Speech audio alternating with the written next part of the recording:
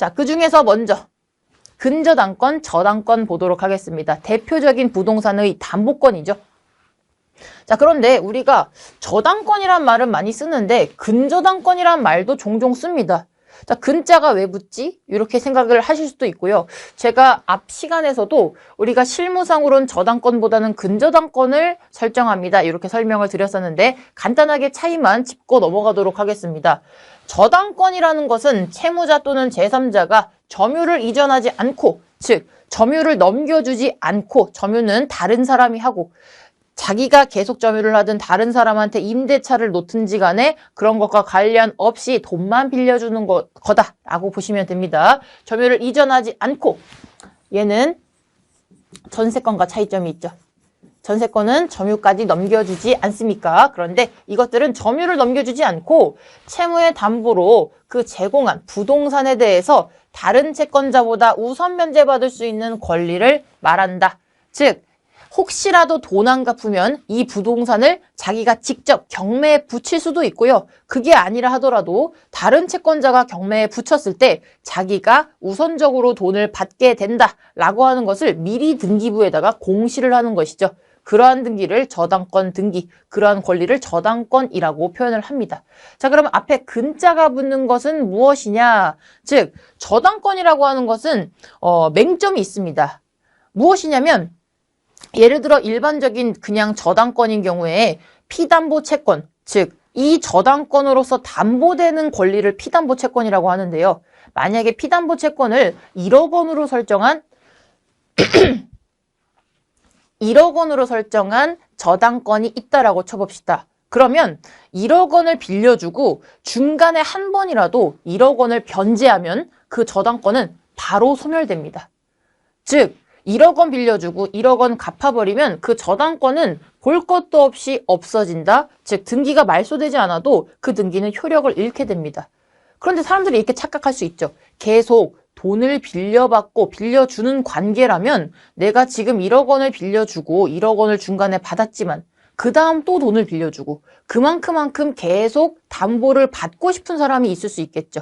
예를 들어서 도매업과 소매업을 하는 사람의 경우에는 돈을 물품 대금을 담보로 일단 설정해 놓고 물품 대금이 연체되면은 그 범위만큼은 내가 최우선적으로 변제를 받겠다. 이렇게 생각을 하는 사람이 있을 수 있다라는 거예요. 그런데 그런 거를 모르고 저당권을 설정해 버리면 처음에 내가 설정했던 그 1억 원을 변제받게 되면 그 후에 증감 변동되는 별도의 채권에 대해서는 우선 변제를 받을 수가 없게 됩니다. 즉 계속해서 거래를 유지해야 되는 관계에 있다면 저당권은 적합하지가 않다라는 거예요. 그래서 근저당권이라는 것은 뭐냐면 한도액, 즉 실제로 빌려가는 돈은 1억 원이지만 그것으로 한도액, 일정한 한도액을 정해서 그것으로 발생되는 이자나 지연손해금까지 담보될 수 있는 최고액, 즉 실제로는 1억 원을 빌려갔지만 한 1억 2천만 원 정도의 채권 최고액을 정해놓고요. 도중에 그 피담보 채권이 변제되어도 소멸되지 않는 저당권이 바로 근저당권입니다. 즉 아까와 예시와 똑같은 같은 상황에서 만약에 1억 원에 대해서 돈을 빌려줬고요. 채권 최고액을 1억 2천으로 설정해서 1억 원을 계좌이체해 주었습니다. 자, 그런데 이 사람이 1억 원을 빌려 쓰고요. 1억 원을 도중에 갚았어요. 그러면 피담보 채권이 0인 시점이 오죠. 그렇다 하더라도 근저당권은 바로 소멸되지 않고요. 계속 약속한 기간까지는 존재합니다. 자, 그러면 이 사람이 1억 원을 빌려갔다가 1억 원을 변제해도 계속해서 그 기간이 끝나기 전까지는 1억 2천만 원에 대해서는 우선 변제권이 확보되어 있는 상황인 거죠. 그래서 계속 돈을 주고받고 빌려주고 변제받고 이런 상황이 계속 오더라도 해당 저당권은 소멸되지 않습니다. 그래서 우리 실무상으로는 이자나 지연손해금도 담보받을 수 있죠. 중간에 변제해도 소멸되지 않죠. 그러한 장점이 있는 근저당권을 설정하게 된다는 거죠. 그래서 민법의 규정은 저당권을 위주로 만들어 놓고 근저당권이 준용된다라고 규정은 해놨지만 우리 실무상으로는 저당권보다는 근저당권을 압도적으로 많이 설정하게 됩니다.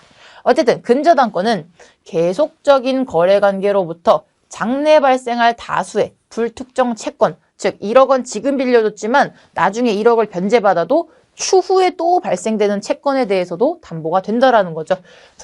불특정 채권을 담보하기 위하여 그 담보할 채무의 최고액만을 정하고 장래 확정되는 그 채권을 범위 안에서 담보하는 권리이다. 그래서 통상적으로는 은행에서 돈을 빌려줄 때는 지금 현재 빌려주는 금액의 120% 정도의 금액으로 채권 최고액을 설정합니다. 나중에 이자나 지연손해금 등이 생길 염려가 있기 때문인데요. 통상적으로는 120% 정도의 채권 최고액을 설정해서 근저당권을 설정하게 된다는 겁니다. 어찌됐든 저찌됐든 이런 것들을 저당권 혹은 근저당권이라고 하는데 이 권리들은 둘 다 말소 기준 권리에 해당된다는 겁니다. 자, 그래서 이 저당권 혹은 근저당권이 등기된 이후에 설정된 나머지 권리들은 다 소멸된다라는 건데요. 한번 그림을 통해서 먼저 보도록 하겠습니다. 자, 지금 저희가 찾아봐야 될 권리가 그래서 뭐라고요? 말소 기준 권리입니다. 자, 말소 기준 권리는 아까 전에 봤던 것처럼 저당권, 근저당권, 압류, 가압류, 경매 개시 결정 등기 요거 5가지였죠. 그 5가지 중에서 뭘 찾아봐야 되죠? 제일 위에 있는 것. 순서대로 나열했을 때 제일 먼저 된 것, 그것을 찾아봐야 됩니다. 자, 보시면 말소 기준 권리를 일단 먼저 다 찾아보겠습니다. 자, 저당권, 근저당권이죠. 말소 기준 권리 맞죠? 자, 저당권, 일반 저당권, 말소 기준 권리 맞죠? 자, 강제경매 개시결정 등기, 말소 기준 권리 맞죠? 자, 그런데 이 중에서 가장 선순위로 된 게 최종적인 말소 기준 권리죠. 그러면 가장 위에 있는 게 얘죠? 1번 거. 그러면 기준이 되는 권리는 얘네가 아닌 겁니다. 얘네들 중 제일 빠른 게 기준이 되는 권리다 보니까 1번. 얘가 기준이 된다라는 거죠. 자, 그리고 참고로 말소 기준 권리에 해당되는 이 5가지 등기는요. 모두 다 말소가 됩니다. 자기들도 다 말소가 되는 권리들이에요. 즉, 얘 빼고 밑에가 말소가 아니라요. 걔를 포함해서 그 밑에가 말소된다. 이렇게 보시면 됩니다. 자, 보시면 5가지 말소 기준 권리 중에서 근저당권이 제일 먼저 일어났기 때문에 얘가 기준이고요. 얘 밑에 있는 애들은 싸그리 말소가 된다라는 거죠. 참고로 얘도 말소 기준 권리도 말소가 된다. 즉 제일 먼저 있는 말소 기준 권리를 찾아서 그 밑에 있는 애들 싸그리 말소되고 얘도 돈 받고 나가야 된다라는 거죠. 그러면 싹 다 말소겠네요. 이 경우에는. 자, 내용 보시면 이때 A의 근저당권은 경매로 인해 말소되며 그 밑에 있는 임차권, 저당권, 전세권 등은 말소 기준 권리인 근저당권 밑에 있는 권리이기 때문에 싸그리 말소되고 인수되지 않는다라는 겁니다.